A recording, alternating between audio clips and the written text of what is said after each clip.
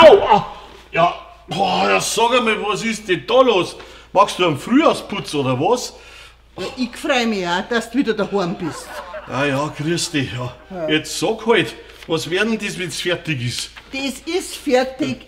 Feng Shui. Ach, gib du wieder. Was heißt ich wieder? Nicht ich wieder. Ich schau, dass es uns so gemütlich wie möglich macht daheim und stell alles nach Feng Shui um, damit die Energie besser fließen kann. Ja, Fliesen bis Ja. zur Tischkanten. Ja, das ist jetzt am Anfang. Aber in ein paar Tagen hast du dich dran gewohnt. Dann hast du die höchste Freude dran, glaub mir's. Meinst, Ja. Frage, wir sollen von der Couch aus Fernsehen schauen können, wenn die Glotze da steht? Überhaupt nicht, weil du sauber zu viel Schmarrn sowieso anschaust.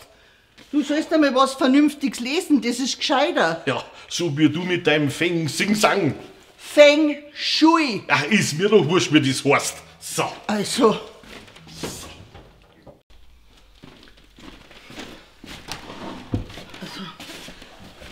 So, das ist seit 30 Jahren die ideale Kombination. Der Fernseher da vorn, der Tisch in der Mitte und die Couch an der Wand. Das nenne ich Einrichtungslehre. aber doch nicht Feng Shui.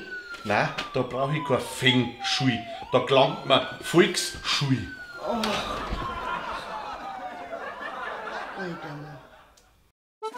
Bayern Comedy wird unterstützt durch die private Landbrauerei Schönraum.